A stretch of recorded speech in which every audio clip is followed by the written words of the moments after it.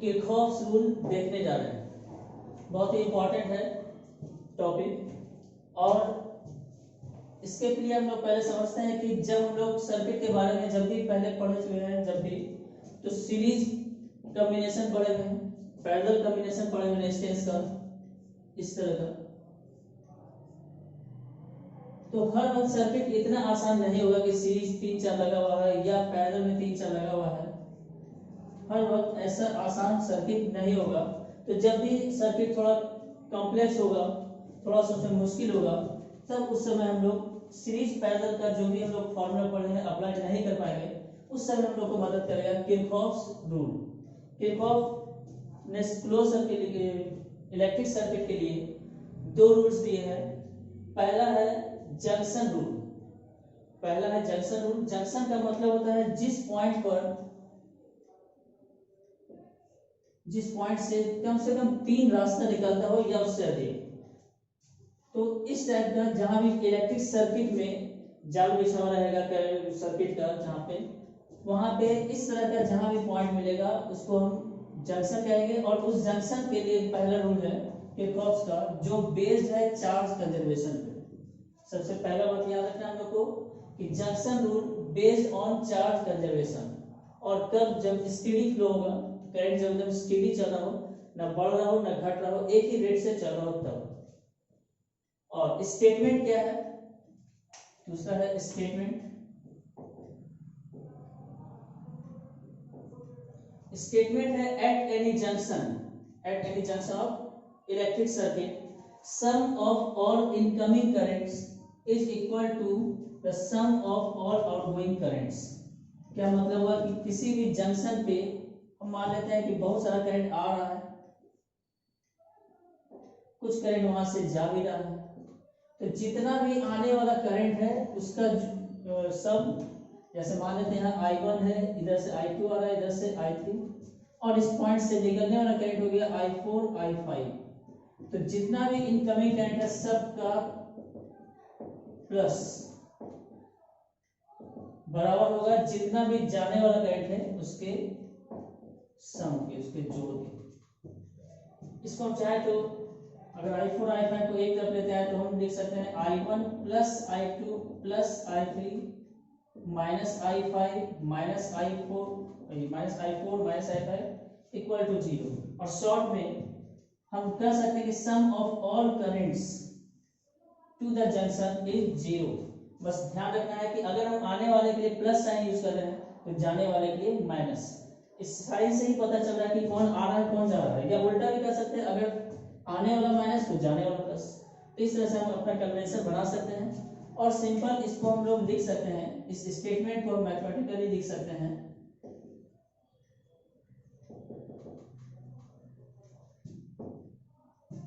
Mathematically इस तरह से लिख सकते हैं कि एट एनी जंक्शन की बात हो रहा है, summation of all currents equal to 0। यही हो गया इसका मैथमेटिकल फॉर्म जनरल। एग्जांपल के लिए इसको याद रखना, summation of all currents to a junction is 0। और ध्यान रखना है आने वाले के लिए हम साइन से पता चल जाए कि कौन सा करंट आ रहा है कौन सा करंट जा रहा है। अगर हम आने वाले के लिए प्लस चुन रहे हैं तो जाने वाले माइनस चुनेंगे, या अगर आने वाले के लिए माइनस चुन रहे हैं तो जाने वाले के लिए प्लस चुनेंगे। तो यही है फर्स्ट रूल। याद रखना है कि जंक्शन रूल चार्ज कंजर्वेशन पर बेस्ड है।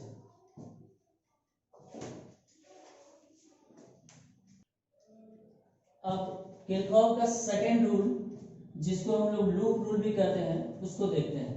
पहला रूल था जंक्शन से रिलेटेड, अगला है लूप से रिलेटेड। किसी भी इलेक्ट्रिक सर्किट में बहुत सारा लूप बना हुआ रहेगा, तो किसी भी क्लोज लूप में सबसे पहले तो हम लोग जानना है लूप रूल जो हम लोग बात करने जा रहे हैं based on energy conservation.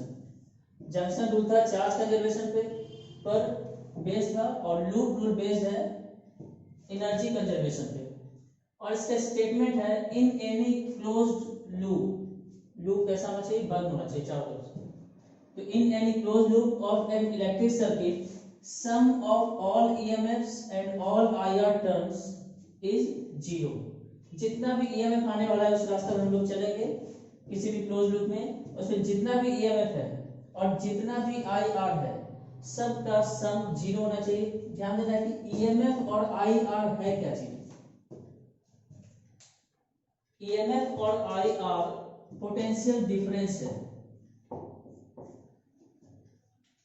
EMF potential difference है एक सेल के टर्मिनल के बीच, सेल के दोनों सिरों के बीच, और आई आर पोटेंशियल डिफरेंस है किसी भी रेजिस्टेंस के क्रॉस जहां आई उससे फ्लो करने वाला करंट है। फिर से बोल दें, ईएमएफ किसी भी सेल के दोनों टर्मिनल के बीच का पोटेंशियल डिफरेंस है, और रेज I into R,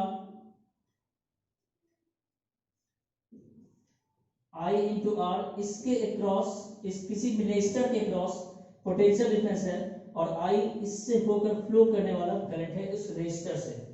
I into are हम लोग पढ़े हैं, D is equal to I R. इस हिसाब से sum of all EMFs and sum of all I R terms in a closed loop is equal to 0। Mathematically इसको कैसे लिख सकते हैं? सम के लिए समेशन का सिंबल देंगे, समेशन ऑफ ऑल ईएमएफ्स के लिए ऑप्शन है, plus summation of all I R terms, जितना भी रेजिस्टेंस होगा उसमें जाने वाला करंट लेंगे, करस्पॉन्डिंग करंट लेंगे, मल्टीप्लाई करेंगे और इस तरह से सबको जोड़ेंगे जितना भी टर्म आने वाला, और सब किसके बराबर होगा? 0 के बराबर होगा। इसको हम लोग इस एग्जांपल समझते हैं। मान लेते हैं एक लूप, यहाँ एग्जांपल के लिए हम लोग समझ रहे हैं, एक लूप है हम लोग के पास, इसमें करंट क्लोज लूप है, बंद है चारों तरफ से, इसमें करंट आ रहा है आई। पहले करंट भी डिस्ट्रीब्यूट करने सीखना है। जो भी करंट आ रहा है, यहाँ पे दो रास्ता है तो जंक्शन रूल से उसको दोनों तरफ बढ़ जाना चाहिए। एक तरफ मान लेते हैं I1 गया और दूसरे रास्ते से I2 गया। अब यही I1 चूंकि आगे कहीं भी रास्ता बदल नहीं, रास्ता फूट नहीं रहा है, इसलिए हर जगह I1 जा रहा है। I1 को हम यहाँ समझ सकते हैं कि पानी है और तार एक तरह से पाइप का काम कर रहा है, तो पाइप में हर जगह एक ही जैसा पाइप है, यहाँ से यहाँ तक एक पाइप है, कहीं भी पाइप का रास्ता बटा नहीं है, इसलिए पानी भी हर जगह सेम होगा। अगर बढ़ता है तो फिर पानी भी बढ़ जाता है। जैसे यहाँ पर इधर से मान लिया अगर इधर एक पाइप है, यहाँ से दो पाइप हो गया, तो जो भी पानी आएगा दो रास्ते में बढ़ जाएगा। लेकिन इस I1 के लिए आगे कहीं भी इस तरह का कोई भी रास्ता नहीं बटा हुआ है, इसलिए इस पूरे यहाँ से लेकर के यहाँ तक I1 आएगा और इधर से I2 यहाँ तक आएगा, और I1 और I2 फिर मिल करके I1 और I2 जो दोनों तरफ से आया फिर मिलके I में बदल जाएगा। स्पीडी फ्लो है इसीलिए। अब इसके लिए अगर हमको लूप रूल लगाना हो तो सबसे पहले हमें लूप का नाम देने सीखना होगा। एग्जांपल में अगर हम देखेंगे इस लूप का नाम कैसे दिया जाता है, क्लोज लूप का नाम कैसे देंगे? हम जिस पॉइंट से शुरू करते हैं मान लेते हैं उसको ए,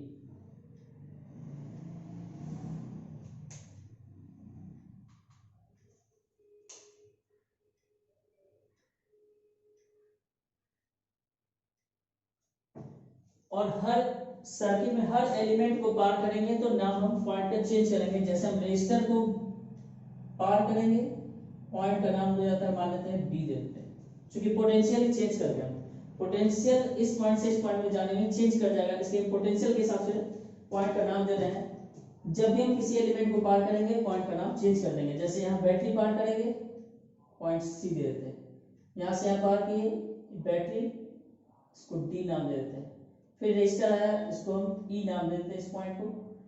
फिर यहाँ से यहाँ तक सेल पार करने के बाद हर एलिमेंट के बाद हम नाम चेंज कर रहे हैं, एफ जी एच। अब हम लूप का नाम लिखते हैं,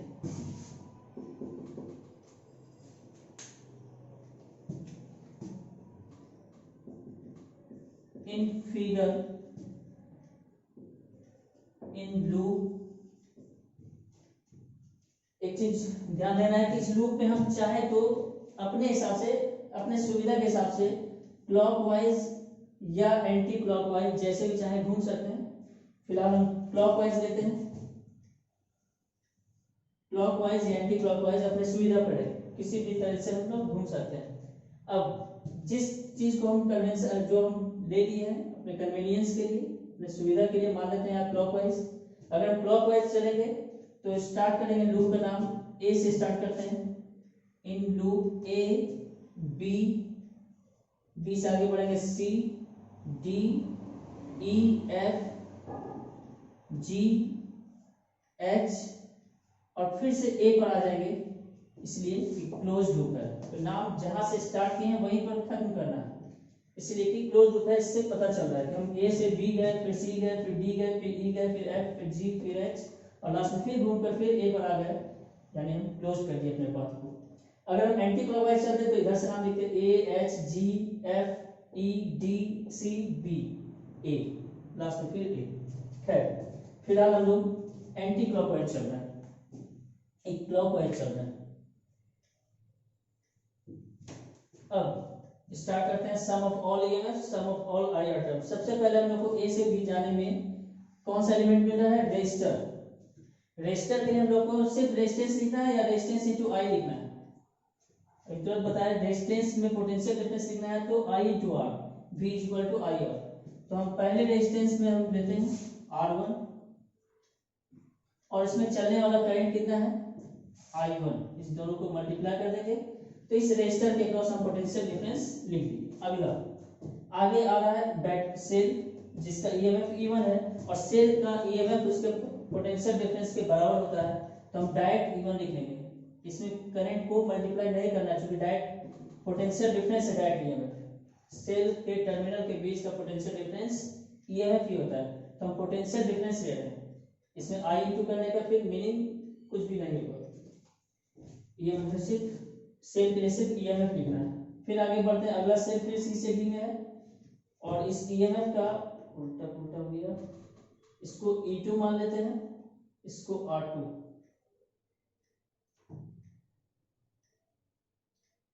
E2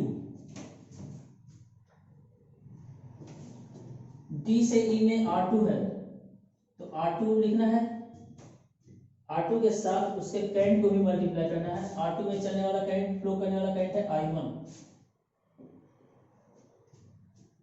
फिर हम आगे बढ़ेंगे, D तक पहुंच गए हैं, E तक। अब हम E से F जब आएंगे तो फिर सेल आ रहा है E3, ईएमएफ के करंट को मल्टीप्लाई नहीं करना है। F से G आएंगे R3 और R3 में हम लोग को इधर लिख देते हैं, R3 में चलने वाला करंट चूंकि हम इधर से आ रहे हैं, नहीं इस रास्ते में करंट है I2, इस रास्ते में I2 है तो R3 से फ्लो करने वाला करंट I2 उसको ले लेंगे। अब आगे बढ़ते हैं, R3 के बाद R4 है, R4 में करंट लेना है, I इंटू R टर्म है, R4 में चलने वाला करंट यही I2 है। फिर सेल आ रहा है E4। अब हम सबको जोड़ेंगे और अब जोड़ने के लिए क्या करेंगे, साइन कन्वेंशन, सबका जोड़ बराबर होना चाहिए जीरो के, इसको ध्यान रखना है। Sum of all year, sum of all IR terms equal to zero.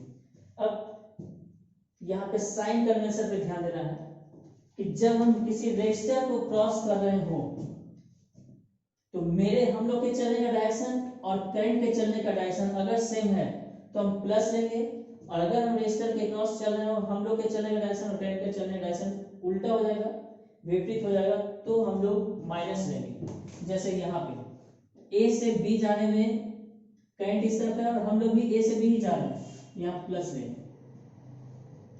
Cell में क्या करेंगे, सेल में जब चलने के लिए जब चल रहे हैं जिस रास्ते से, तो अगर हम लोग को पहले माइनस नेगेटिव टर्मिनल मिलेगा, छोटा वाला नेगेटिव टर्मिनल है, बड़ा वाला पॉजिटिव टर्मिनल, तो छोटा वाला नेगेटिव टर्मिनल पहले मिला है तो माइनस।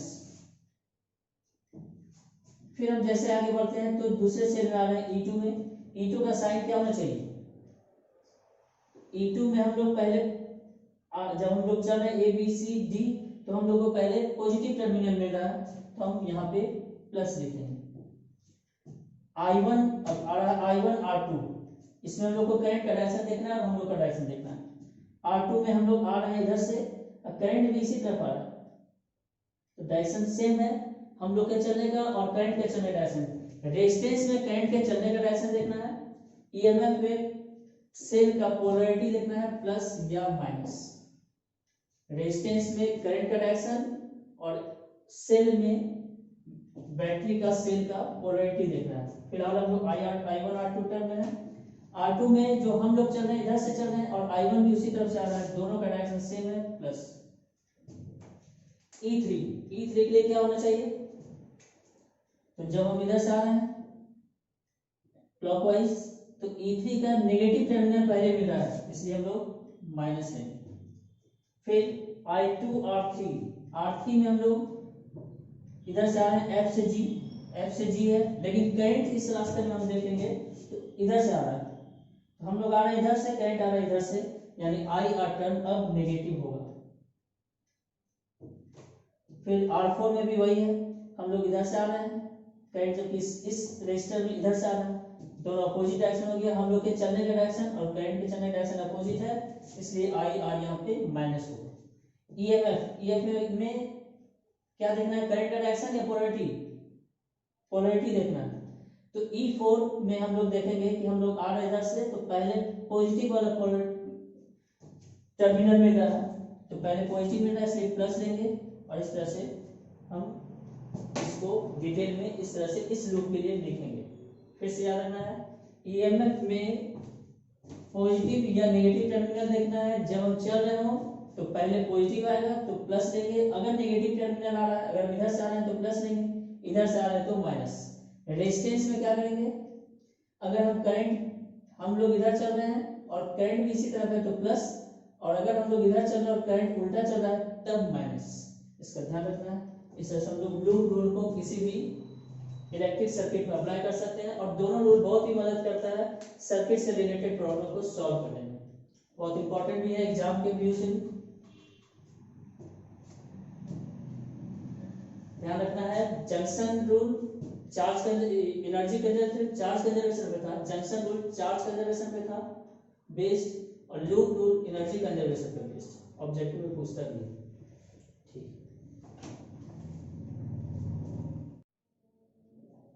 अब हम लोग जरा दूसरे नियम में जो हम लोग चिन्ह परिपाटी साइन कन्वेंशन यूज किए हैं उसको समझते हैं। किस लिए प्लस यूज किए, किस लिए माइनस यूज किए, क्या इसमें सिर्फ ट्रिक था या कोई कंसेप्ट था, उसको देखते हैं। अगर हम इस फिगर्स पे ध्यान देंगे तो इस तीनों सभी फिगर में VA माइनस VB क्या लिखना चाहिए उसको समझते हैं। VA minus VB potential A का, विभव V का और B का, दोनों के बीच का विभवांतर पोटेंशियल डिफरेंस को देखते हैं क्या होगा। इस जगह I into R होना चाहिए, यहाँ भी V, इस प्रतिरोध में भी करंट I है, I into R होना चाहिए, लेकिन साइन पर ध्यान दें अगर तो क्या कहेंगे, यहाँ पे विद्युत धारा का प्रवाह A से B की तरफ हो रहा है, इसका मतलब VA बड़ा है या VB बड़ा है, इससे A से B की तरफ जा रहा है विद्युत धारा हमेशा high potential to low potential flow करता है, अधिक विभव से निम्न विभव की तरफ प्रवाहित होता है विद्युत धारा। तो यहाँ आप देख रहे हैं A से B की तरफ प्रवाहित हो रहा है, यानी VA VB से बड़ा है इस फिगर में, इसलिए हम कह सकते हैं VA माइनस VB प्लस होगा। इसीलिए हम लोग कह रहे थे कि जब हम A से B जा रहे हैं और करंट भी इस तरफ जा रहा हो तो प्लस लेंगे।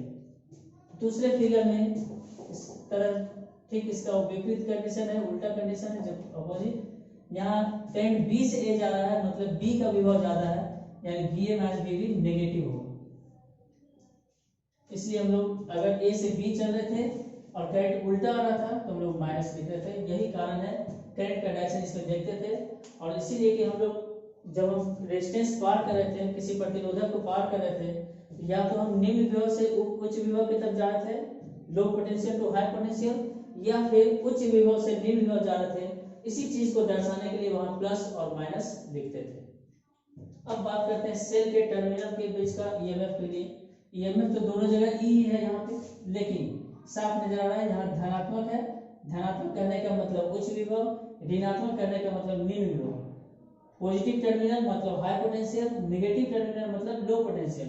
तो जब हम ए पर देख रहे हैं, ए पॉजिटिव से जुड़ा हुआ है, मतलब ए हाई पोटेंशियल पे है, बी लो पोटेंशियल पे है, तो यहाँ प्लस होगा दोनों का डिफरेंस, ए से बी का डिफरेंस। यहाँ उल्टा है, ए नेगेटिव से जुड़ा हुआ है, ऋणात्मक से जुड़ा हुआ है, कम विभव पर है, बी अधिक विभव पे है, तो हम कह सकते हैं इधर से इधर जाने में विभव बढ़ा है, और हम ले रहे हैं VA माइनस VB, तो यही ज्यादा है, तो छोटा से बड़ा घटाएंगे तो माइनस होगा। तो यही कारण है प्लस और माइनस लेने का। अब एक और बात हम लोग करें कि ऊर्जा संरक्षण पर एक और चीज है कि जब हम लूप में चल रहे थे तो ए से घूम के फिर ए पर ही आ गए थे, तो VA माइनस VA क्या होगा, 0 होगा। तो दूसरा ये तो आसानी है, जब हम ए से चलना स्टार्ट किया था सभी विभवांतर को लेते जा रहा था, तो विभवांतर जोड़ता तो फिर तो उसी बिंदु पर आ गए, तो जिस बिंदु से प्रारंभ किया उसी बिंदु पे आ गए, तो अंतर क्या होगा, शून्य होगा। तो दूसरा ऐसे भी था कि विभवांतर शून्य है, ऐसे दूसरा तो ऐसे भी आसान हो गया। लेकिन हम लोग लिखे थे ऊर्जा संरक्षण पर आधारित है, इसको थोड़ा समझते हैं। जब हम लूप में चल रहे होते हैं, विद्युत धारा चल रहा होता है, विद्युत धारा चलने का मतलब है, करंट चलने का मतलब है चार्ज का फ्लो होना, यानी चार्ज एक पॉइंट से दूसरे पॉइंट पे जा रहा है और इस प्रोसेस में कुछ ना कुछ वर्क हो रहा होगा, कुछ ना कुछ एनर्जी खर्चा हो रहा होगा। तो जब हम जिस पॉइंट से उठा करके चार्ज को लेके गए, फिर घुमा के उसी पॉइंट पे चार्ज लेते आए, चार्ज लाने का मतलब करंट चल रहा है, मतलब चार्ज जा रहा है। तो जब हम जिस पॉइंट से चार्ज उठाए उसी पॉइंट पे फिर आ गए, तो हम लोग जान रहे हैं इलेक्ट्रोस्टैटिक्स से कि इलेक्ट्रिक फील्ड के कारण जो भी वर्णन होता है क्लोज लूप में जीरो होता है, कंजर्वेटिव फील्ड होता है इलेक्ट्रिक फील्ड, उस नियम से, उस प्रॉपर्टी से, इलेक्ट्रिक फील्ड के कंजर्वेटिव यानी विद्युत क्षेत्र के संरक्षी होने के नियम से, के गुण से, प्रॉपर्टी से हम कह सकते हैं कि दूसरा नियम सेकंड लॉ यानी लूप लॉ एनर्जी कंजर्वेशन पर ही बेस्ड है। और पहला तो आसान था, पहला तो चार्ज पर था, जितना भी किसी पॉइंट पे आ रहा था करंट उतना ही जा रहा था, करंट आने का मतलब चार्ज आ रहा है, तो जितना चार्ज आ रहा है उतना ही चार्ज जाना होगा। अगर इधर से 10 कूलम आ रहा है, इधर से 5 कूलम आ रहा है, तो इधर से 15 कूलम जाना होगा सेम टाइम, क्योंकि करंट का मतलब यूनिट टाइम में कितना चार्ज आया। तो अगर हम 1 सेकंड का ले लें, तो 1 सेकंड में इधर से 10 आया, इधर से 5 आया, तो उसे 1 सेकंड में यहाँ से 15 निकलना पड़ेगा। तो यही था पहला नियम। दूसरा नियम सिंपल अगर देखें तो पोटेंशियल डिफरेंस जीरो होने के कारण जीरो था, या फिर बेस में जाएंगे, ये क्या होता है कंसेप्ट में जाएंगे, तो इलेक्ट्रिक फील्ड के कारण क्लोज लूप में किया गया वर्क जीरो होता है, विद्युत क्षेत्र के कारण बंद लूप में किया गया कार्य शून्य होता है, क्योंकि विद्युत क्षेत्र इलेक्ट्रिक फील्ड कंजर्वेटिव फील्ड है, संरक्षित क्षेत्र है। तो यही कंसेप्ट था किरचॉफ के नियम के पीछे, इसको देख लेना है अच्छे से, इंपॉर्टेंट टॉपिक है।